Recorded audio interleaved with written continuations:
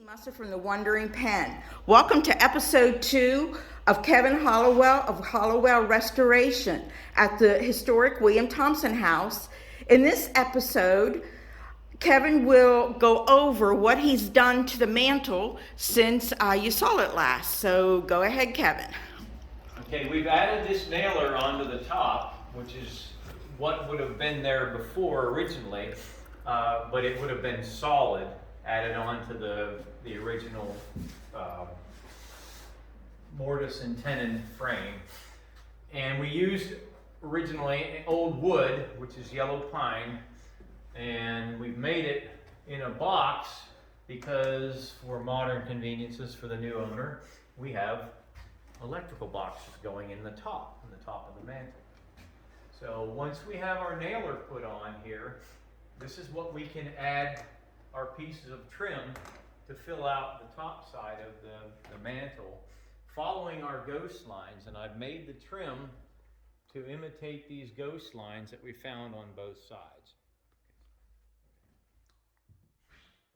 This is the first piece I've added on. I've made this round over with the two cuts on there that match the ghost lines perfectly. And it'll mount to the bottom of our nailer, and it'll be above the two panels that I made then, which we'll do in a little bit. Okay, added this piece on, and now I added the one on the front.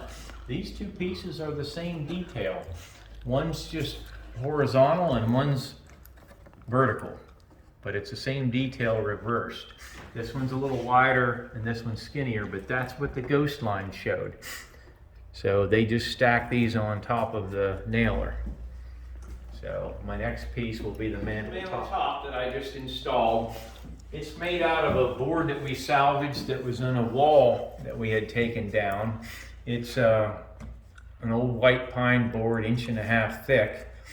You can still see the lath marks on it, but I reuse a lot of the materials, and it makes it all the same wood, something that would have been used back then.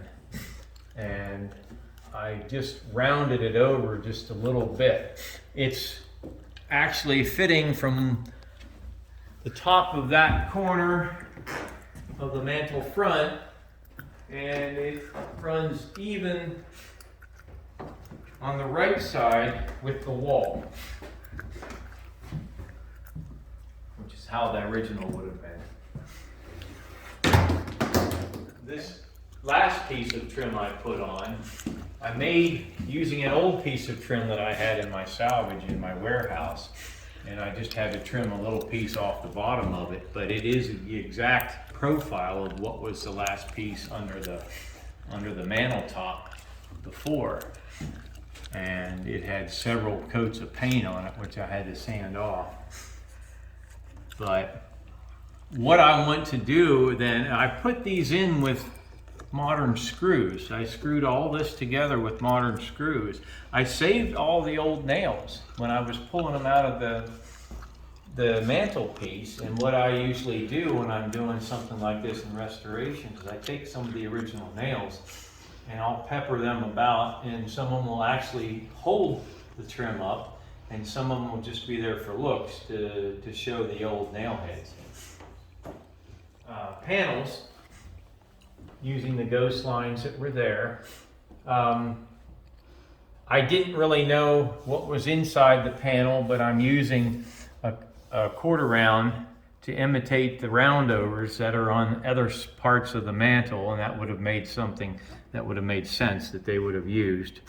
And then I'll pin these in carefully with some old, I did salvage some old small finish nails, and I'll put some of those in after I pre-drill it. So that completes all this. I need to put a centerpiece in, and then I need my framing that goes around. I have to make them yet. So we'll continue that on the next one. Alrighty, thanks, Kevin. You bet.